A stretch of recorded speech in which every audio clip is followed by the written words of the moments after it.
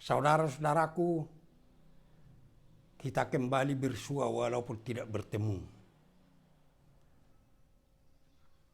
Selamat hari Minggu, saudara-saudara. Mari kita berdoa. Damai sejahtera Allah yang melampaui segala akal, memelihara pikiran dan hati saudara-saudara di dalam Yesus Kristus Tuhan kita. Amin. Firman Tuhan bagi kita pada hari ini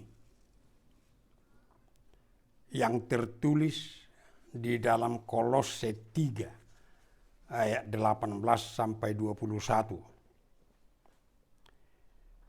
Saya akan membacakannya. Hai istri-istri, tunduklah kepada suamimu sebagaimana seharusnya di dalam Tuhan. Hai suami-suami, kasihilah istrimu dan janganlah berlaku kasar terhadap dia. Hai anak-anak, taatilah orang tuamu dalam segala hal, karena itulah yang indah di dalam Tuhan. Hai bapak-bapak, janganlah sakiti hati anakmu, supaya jangan tawar hatinya. Demikian bunyinya. Berkeluarga adalah tahapan hidup yang sangat penting di dalam hidup kita. Mengapa? Karena kalaupun umpamanya dari sejak kecil kita sehingga pemuda, kita hidup bahagia bersama orang tua kita. Tetapi kalau rumah tangga kita, setelah kita berkeluarga, rumah tangga itu rusak, maka rusaklah hidup kita. Kebahagiaan yang kita miliki selama anak-anak sampai pemuda akan sirna bagaikan mimpi. Tapi sebaliknya, kalau sekiranya dari sejak anak-anak hingga pemuda kita tidak bahagia, tetapi setelah kita berkeluarga, rumah tangga kita hidup baik, maka kebahagiaan itulah yang menjadi bagian hidup kita. Ketidakbahagiaan itu selama anak-anak hingga pemuda akan sirna seperti mimpi. Dan kalau sekiranya semua keluarga di tengah-tengah satu gereja, keluarga itu baik, maka gereja itu juga akan baik. Dan kalau semua warga satu negara, keluarga di dalamnya semua baik, maka negara itu baik. Oleh karena itulah melalui firman ini, kita semua dipanggil. Jadilah keluarga yang hidup dalam kasih Tuhan. Kenapa dalam kasih Tuhan? Karena hanya kasih itulah yang membuat persekutuan manusia jadi baik. Hanya kasih itulah yang membuat hubungan dalam satu rumah tangga atau keluarga jadi baik. Itu sebabnya di dalam firman ini jelas dikatakan bahwa yang kita butuhkan adalah kasih Tuhan. Digunakan di sini istilah agapao dalam kata kerja, agape dalam kata benda. Dan itu sama persis dengan apa yang dikatakan di dalam epistel, di dalam Kidung Agung 8 ayat 5-7. Di sana digunakan bahasa Ibrani Ahab, yang sama persis artinya dengan agape.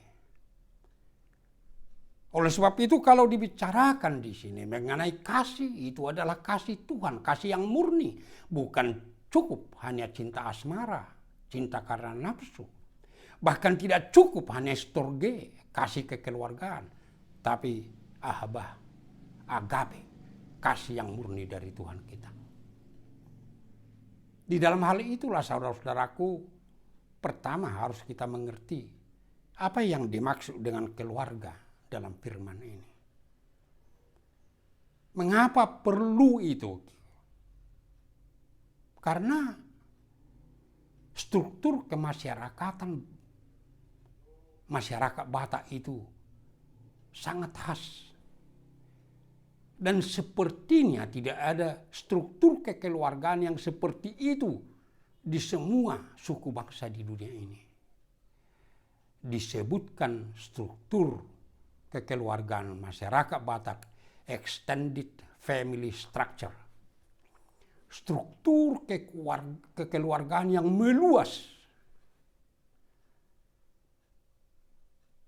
Dulu, kalau orang Batak itu berkenalan dengan orang yang baru dia kenal, pasti akan mengatakan, tinip tip sanggar bacurusuruan, bakuruhuruan, jolosinukun marga asabinoto partuturan. Sebenarnya prinsip itu masih tetap ada hingga sekarang. Itu sebabnya kalau masyarakat Batak itu berkenalan, dia tidak pernah menyebut namanya, tapi menyebut marganya. Dan kalau mereka sudah saling berkenalan dengan menyebut marga, pasti ada hubungan kekeluargaannya. Karena itulah sebenarnya, makanya masyarakat Batak itu, kalau ada menantunya dari suku bangsa lain, harus dimargakan. Diberi marga dari antara marga masyarakat Batak itu. Banyak orang mengatakan kalau dia berasal dari suku tertentu, wah saya punya marga. Menantu saya itu punya marga. Tidak perlu lagi diberi marga. Harus kita ingat, pemberian marga dalam masyarakat Batak bukan supaya ada marganya, marga menantu kita atau menantu laki-laki atau perempuan. Tetapi dengan pemberian marga itu, dia jadi masuk ke lingkungan Dalihan Natolu, yang menjadi dasar struktur kekeluargaan yang meluas itu. Karena kalau tidak diberi marga, orang berkenalan sesama masyarakat Batak, dia sudah menjadi masyarakat Batak, diberikan marganya, diperkenalkan marganya yang lain, kita nggak tahu bagaimana hubungan kekeluargaan kita dengan dia. Itu sebabnya harus diberi marga supaya masuk ke Dalihan Natolu Tungkunan 3, supaya kita tahu bagaimana hubungan kekeluargaan kita dengan dia. Itu sebabnya kekeluargaan yang disebut keluarga dalam masyarakat Batak itu adalah semua masyarakat Batak. Semua masyarakat Batak itu jadi satu keluarga. Di dalam kehidupan struktur kekeluargaan yang meluas itu yang berdasarkan Tungkunan 3 Dalihan Natolu. Itu sebabnya diciptakan istilah mengenai keluarga inti itu. Dikatakan nuclear family, keluarga batih, keluarga inti. Yaitu suami, istri, dan anak-anak. Kalau di masyarakat lain, kalau dikatakan family, itu pasti suami, istri, dan anak-anak. Di luar itu mereka sebut relatives. Dalam bahasa Indonesia sanak saudara. Dalam masyarakat Batak sebenarnya tidak ada relatives, tidak ada sanak saudara, semua keluarga. Oleh sebab itu ada yang disebut nuclear family, keluarga batih, keluarga inti, yaitu suami, istri, dan anak-anak.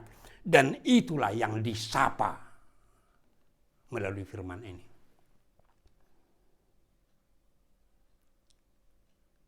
Pertama-tama disapa di sini adalah suami dan istri. Supaya benar-benar hubungan antara suami dan istri itu benar-benar di dalam kasih Tuhan itu. Itu sebabnya di dalam Kidung Agung 8 ayat 5 dikatakan, taruhlah kasih itu, cinta itu seperti meterai dalam hatimu, seperti meterai pada lenganmu. Kasih itu harus menjadi meterai, harus menjadi stempel bahwa kau benar-benar anak Tuhan.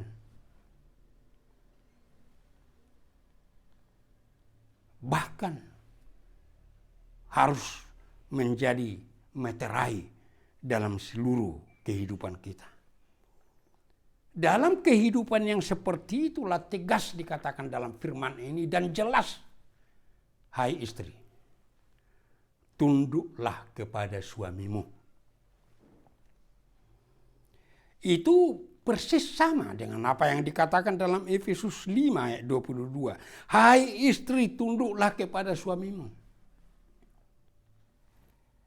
Banyak orang, terutama saudara-saudara kita, pejuang-pejuang kesetaraan gender, tidak suka mendengar firman ini.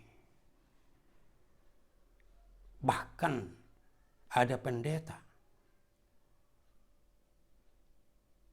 yang ingin dan benar-benar mengganti firman ini yang tertulis dalam liturgi pemberkatan nikah itu. Dia tidak mau menggunakan itu. Karena dia pikir, masa harus tunduk istri kepada suami? Berarti tidak setara. Bahkan sampai ada yang merasa seolah-olah dia lebih tinggi dari Alkitab itu. Lebih tinggi dari firman Tuhan. Oleh sebab itu harus kita catat, saudara-saudara. Pertama, bahwa istilah tunduk itu bukan untuk menunjukkan bahwa istri lebih rendah dari suami. Bukan. Bahwa suami lebih tinggi dari istri. Karena hubungan yang seperti itu dinyatakan firman Tuhan, hubungan suami istri yang benar itu bukan di dalam Kolose ini, tapi dikatakan Tuhan dalam 1 Korintus 7 ayat 3-5. Dikatakan seperti ini. Hendaklah suami memenuhi kewajibannya terhadap istrinya. Demikian juga istri terhadap suaminya. Istri tidak berkuasa atas tubuhnya sendiri, tetapi suaminya. Demikian juga suami tidak berkuasa atas tubuhnya sendiri, tetapi istrinya. Janganlah kamu saling menjauhi kecuali dengan persetujuan bersama untuk sementara waktu, supaya kamu mendapat kesempatan untuk berdoa. Jelas kedudukannya sama. Mereka sama-sama memiliki.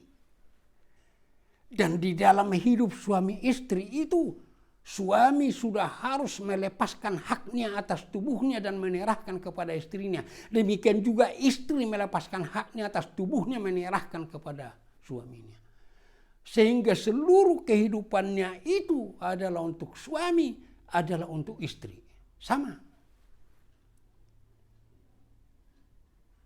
Tetapi kita tetap ingat di dalam 1 Korintus 7 itu, jangan karena kita terbuai dalam hidup yang saling memiliki antara suami istri, jadi lupa bahwa kau adalah milik Tuhan.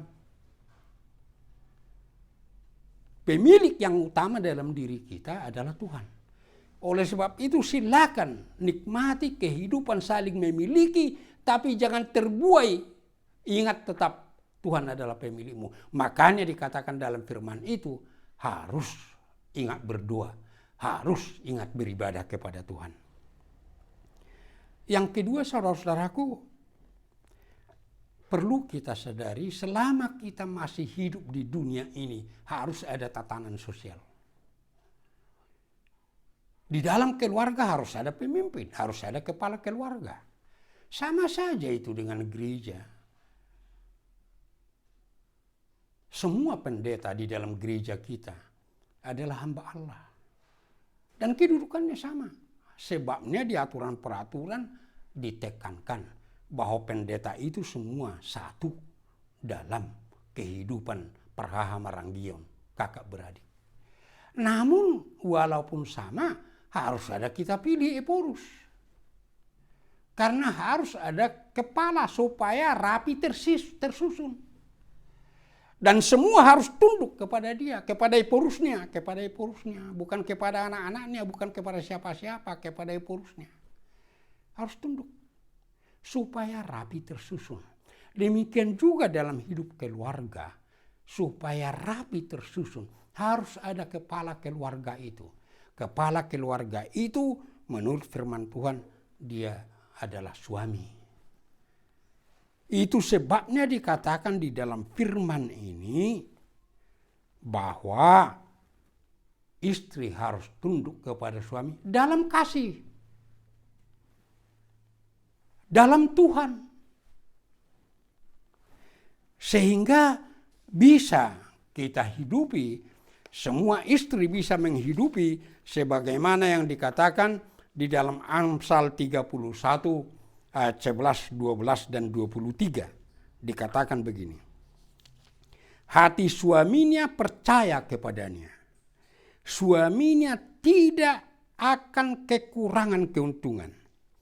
Ia berbuat baik kepada suaminya dan tidak berbuat jahat sepanjang umurnya. Dan dalam ayat 23 dikatakan, suaminya dikenal di pintu gerbang kalau ia duduk bersama-sama para tua-tua negeri. Begitu kita lihat, dalam kasih itu istri tunduk sehingga menjadi berkat. Dalam Tuhan menjadi berkat kepada suaminya.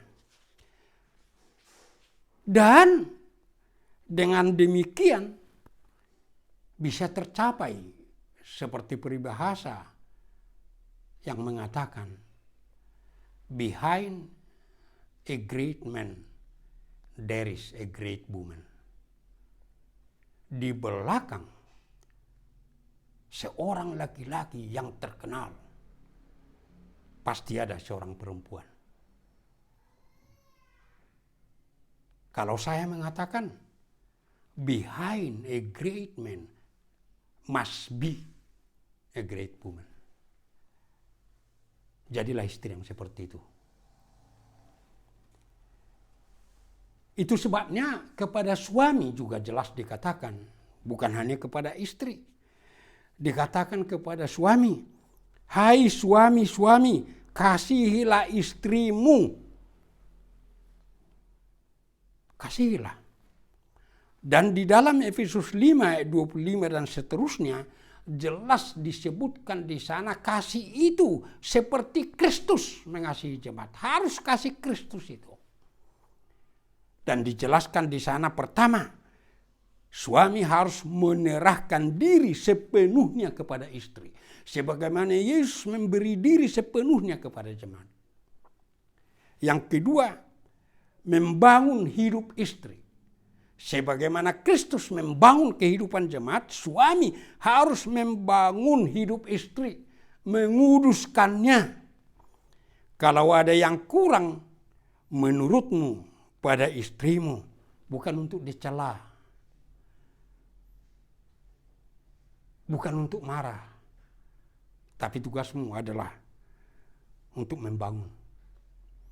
Dan yang ketiga jelas dikatakan di sana, harus berusaha membuat istrinya cemerlang.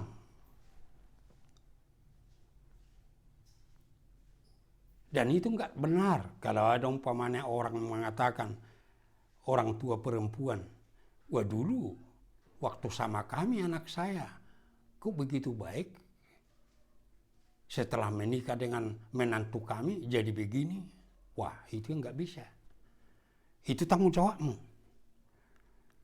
Itu sebabnya di dalam firman ini dikatakan mengasihi istri seperti tubuhmu sendiri.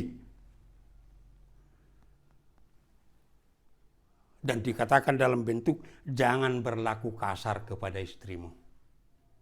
Jangan berlaku kasar. Dan di dalam 1 Tesalonika 4 ayat 4 sampai 5 dikatakan begini. Supaya kamu masing-masing mengambil seorang perempuan menjadi istrimu sendiri dan hidup dalam pengudusan dan penghormatan, bukan di dalam keinginan hawa nafsu seperti yang dibuat oleh orang-orang yang tidak mengenal Allah. Jangan jadi sama dengan orang yang tidak mengenal Allah. Itu sebabnya dikatakan tadi, bikin kasih itu menjadi meterai di hatimu dan di lenganmu. Jangan jadi sama. Oleh sebab itu, saya minta saudara-saudara, setelah selesai khotbah ini, atau stop dulu YouTube itu sementara, supaya yang suami dan istri berdiri. Dan kemudian berpelukan dan berciuman, tapi dalam ciuman yang kudus, seperti yang dikatakan 2 Korintus 13 ayat 12. Kemudian saling memaafkan. Saya pikir physical distancing gak harus berlaku kepada suami istri yang sama-sama sehat. Oleh sebab itu berdiri, pelukan, ciuman yang kudus, dan kemudian saling memaafkan.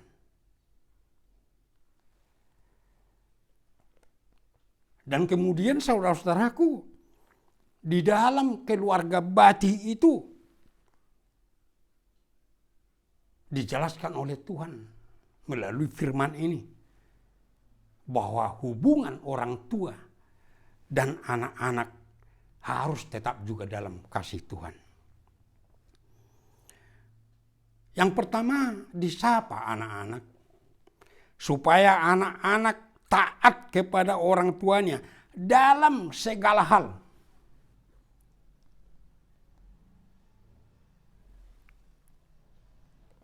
Tentu kita harus sadari bahwa ini bersumber dari hukum kelima dalam ke-10 hukum Taurat.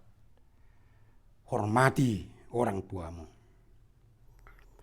Oleh sebab itu harus kita catat bahwa taat kepada orang tua dalam segala hal harus buah kasih. Karena kalau kita baca ke-10 hukum Taurat itu intinya kasih. Kasih kepada Allah, kasih kepada sesama manusia. Ketaatan dalam kasih. Kalau memang menghormati orang tua itu yang menjadi sumbernya, yang kedua harus kita catat. Ke-10 hukum Taurat itu selalu dibagi atas 2 bagian. 1 sampai 4 kasih kepada Allah. 5 sampai 10 kasih kepada sesama manusia. Tapi sebenarnya nggak bisa berhenti sampai di sana. Kasih kepada sesama manusia itu sebenarnya terbagi 2. Yang pertama, hukum kelima kasih kepada orang tua. Baru 6 sampai 10 kasih kepada sesama. Dan ingat, kasih kepada orang tua itu hukum yang pertama mengenai kasih kepada sesama manusia. Oleh sebab itu Tuhan mau mengatakan, jangan bicara dulu bagaimana kepada sesama manusia kalau tidak baik hubungan dengan orang tua. Orang tua, hubungan dengan orang tua dulu. Dikatakan taat dalam kasih. Bukan berarti Tuhan menginginkan supaya anak itu seperti robot. Apapun yang dilakukan orang tua ini seperti robot aja, gak berpikir. Tetapi Kalau ada umpamanya yang tidak sesuai dengan pikiranmu, yang tidak sesuai dengan hatimu, baik ungkapkan dengan yang lembut, tetap dalam ketaatan kepada Tuhan kita. Dan yang ketiga mengenai hukum kelima itu digunakan di sini kata untuk menghormati, yaitu dari kata kabod dalam bahasa Ibrani. Itu juga digunakan untuk Tuhan dalam arti memuji Tuhan. Kabedi pujilah Tuhan. Itu yang digunakan untuk menghormati orang tua. Apa maksudnya? Kita harus ingat kabod itu sebenarnya berarti berat dalam kata benda. Bobot.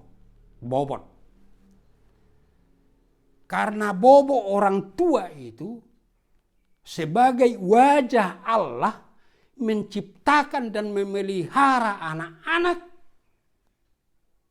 maka anak-anak harus tunduk kepada orang tua.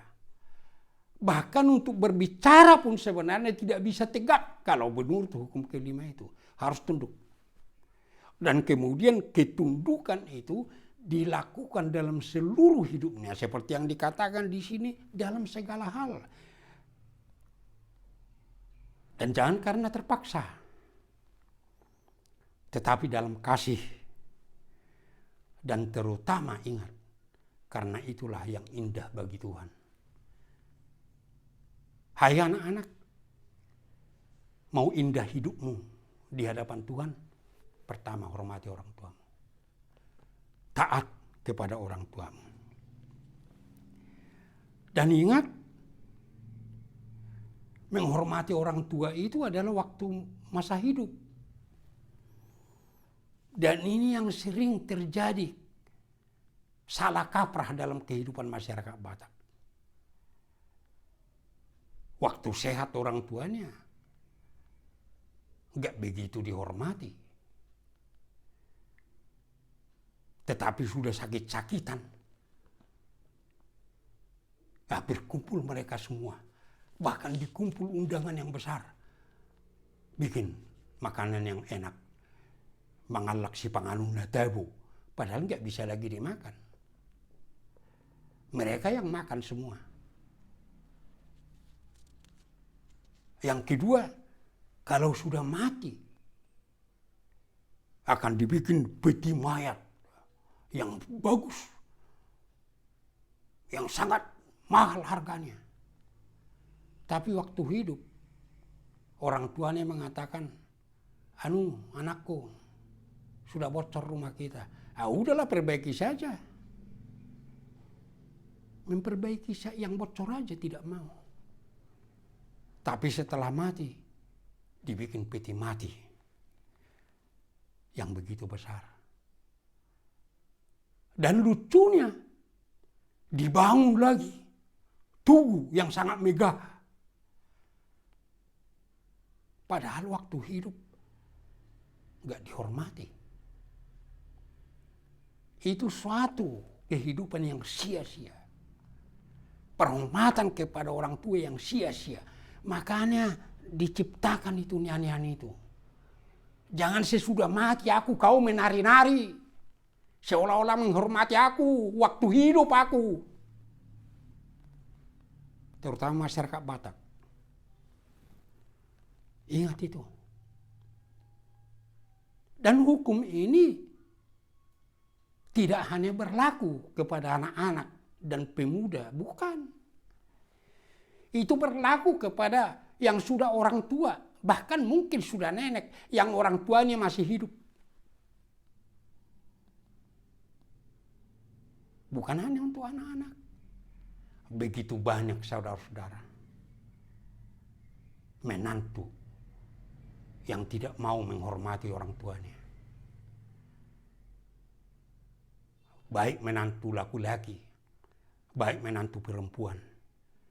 Tapi lebih banyak perempuan.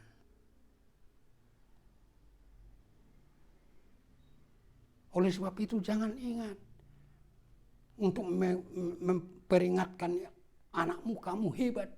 Padahal kau sendiri terhadap orang tuamu.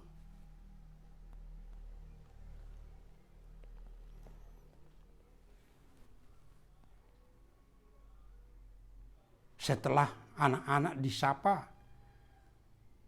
dalam keluarga Bati itu, kemudian disapa bapak-bapak. Hai bapak-bapak.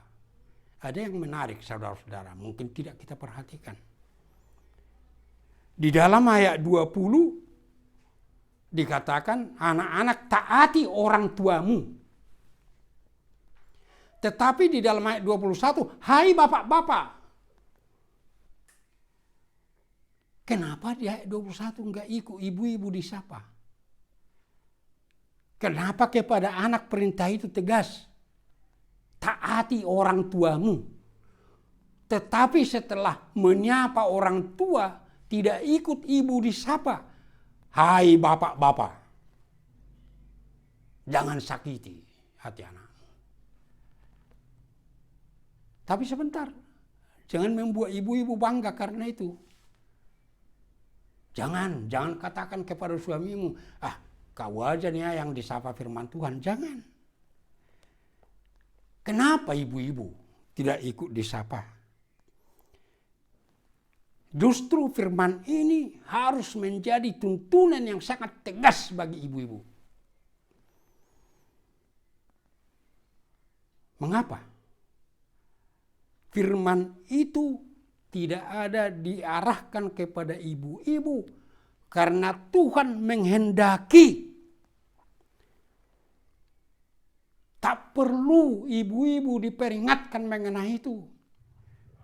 Karena ibu-ibu biasanya selalu mendidik anak-anaknya dengan lembut. Tidak menyakiti hati anak-anaknya.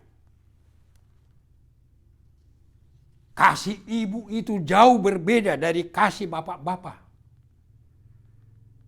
Itu sebabnya di dalam nyanyian-nyanyian juga ada kasih ibu kepada beta tak terkira sepanjang masa.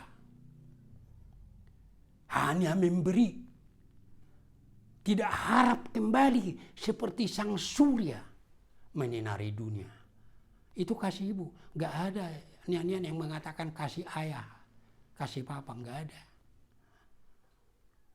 Yang ada nyanyian adalah di dua ibuku. Gak ada nyanyian mengatakan di dua ayahku. Nah inilah yang dikehendaki Tuhan. Ibu-ibu itu udah jati dirinya seperti itu. Gak harus diperingatkan, gak harus disapa. Oleh sebab itu justru dengan firman ini ingat, jangan sampai berubah dari jati dirimu sebagai seorang ibu terhadap anak-anakmu. Dan ingat, bagaimanapun keadaan rumah tangga itu, dan bagaimanapun baiknya seorang bapak, kalau istri tidak baik, anak-anaknya pasti hancur. Tapi bagaimanapun seorang suami di tengah-tengah keluarga tidak bisa diharapkan tidak benar terhadap anak-anaknya. Tapi kalau istri adalah istri yang baik, yang bijaksana, yang arif, yang punya hikmat, anak-anaknya pasti baik. Tak usah sakit hati kalaupun dikatakan masyarakat Batak, kalau anaknya baik, akan dikatakan tadadun anak ngisiadu nang bah jadi bapaknya yang diingat. Tapi ingat itu, kalau anaknya jahat pasti akan dikatakan nasuya jarinana dokkorwa, nggak dididik oleh ibunya. Itulah jati diri seorang ibu. Itu sebabnya dikatakan hai bapak-bapak. Dan ini menjadi peringatan yang sangat tegas kepada bapak-bapak. Karena bapak-bapak yang disapa Tuhan. Tidak ikut ibu-ibu disapa Tuhan. Tapi hai bapak-bapak. Jangan menyakiti hatimu. Hati anak-anakmu. Mengapa? Harus ada peringatan ini khusus kepada bapak-bapak. Karena biasanya bapak-bapak sangat suka menggunakan hukum kelima itu. Kalau sudah marah dia kepada anaknya, ingat hukum kelima, ingat. Anak-anaknya tidak bisa menjawab karena tidak ada hukum untuk mengatakan kepada bapak. Nggak ada. Jadi dia menjadi alat itu di tangan dia karena tidak ada alat di tangan anaknya. Maka firman Tuhan mengatakan, hai bapak-bapak, jangan sakiti hati anak-anakmu. Walaupun anak-anak harus taat kepada orang tuanya. Tapi ingat, bapak-bapak, jangan sakiti. Jangan buat dia tawar hati. Bahkan di dalam Efesus 6 dikatakan, tapi ajar mereka dalam nasihat dan didikan Tuhan. Ajar anak-anakmu dengan firman Tuhan. Supaya di dalam kehidupan yang seperti itu, seorang suami, seorang ayah bisa selalu mengatakan seperti yang dikatakan Yosua dalam Yosua 24 ayat 15c. Kalau aku dengan seisi rumahku akan beribadah kepada Tuhan. Hidup dalam keluarga bahagia. Amin. Kita berdoa. Terima kasih Tuhan atas firman-Mu yang menyapa kami supaya kami hidup dalam kasih. Dan itu harus kasih Tuhan, kasih yang murni. Supaya itu yang menjadi dasar kehidupan kami dalam keluarga kami masing-masing. Dalam rumah tangga kami masing-masing. Khususnya dalam keluarga batih kami. Tuhan, ajar semua orang tua, suami dan istri, supaya mereka memahami bahwa rumah tangga mereka, kehidupan suami istri itu adalah pemberian-Mu. Dan benar-benar Engkau jadikan dalam hidup manusia untuk membedakan manusia dari ciptaan lain. Supaya mereka memelihara kehidupan suami istri dalam kasih-Mu. Dan juga supaya mereka memperlakukan anak-anak mereka sebagai milik-Mu. Karena anak-anak mereka bukan hanya milik mereka, terutama adalah milik-Mu Tuhan. Supaya mereka benar-benar bisa menuntun di dalam firman-Mu.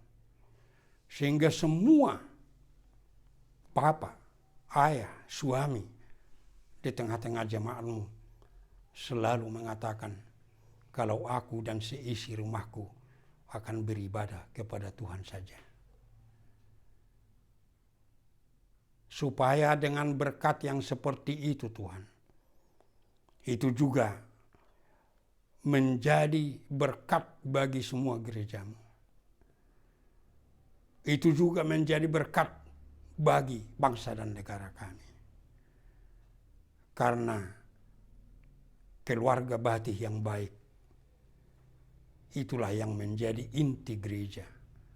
Itulah yang menjadi inti suatu bangsa. Hanya dengan tuntunan Roh Kudus-Mu Tuhan. Supaya kami bisa menikmati kasih-Mu. Dan benar-benar hati kami dan hidup kami termeterai oleh kasih-Mu. Supaya kami dalam seluruh hidup kami bisa hidup sebagai anak-anak-Mu. Bapa yang Maha Pengasih, selamatkan bangsa kami ini. Pulihkan dari pandemi ini Tuhan. Dan di dalamnya tolong Tuhan, selamatkan gereja-Mu. Pulihkan Tuhan. Supaya bisa hidup dengan benar sebagai tubuh Kristus. Dan bisa beribadah di gereja-Mu. Bisa beribadah di rumah-Mu. Gereja-gereja yang sudah memulai beribadah di rumah-Mu. Tuhan, lindungi, pelihara mereka semua. supaya itu menjadi kesaksian bagi dunia ini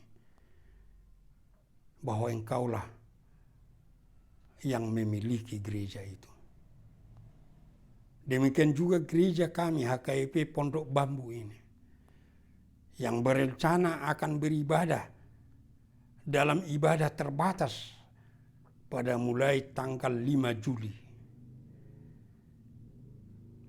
Dan telah diaturkan Tuhan supaya jam 7 pagi ibadah sektor 1 dan sektor 3. Dan pada jam 10 ibadah sektor 2 dan sektor 4. Tuhan beri kesadaran kepada anggota jemaat-Mu. Itu semua untuk menjaga supaya mereka tetap bisa beribadah dan tidak ada akibat yang negatif karena itu. Tuntun pendeta kami dan semua parhaladu supaya bisa melaksanakan ibadah itu dan melayani ibadah itu dengan benar. Dan buatlah ini Tuhan menjadi panggilan kepada semua anggota jemaat-Mu semakin merindukan gereja-Mu. Tetapi bukan hanya merindukan gedung gereja, tapi merindukan gereja-Mu dengan merindukan Engkau Bapa, merindukan Engkau Yesus Kristus, merindukan Roh Kudus, dan merindukan firman-Mu. Hanya oleh kasih-Mu Tuhan.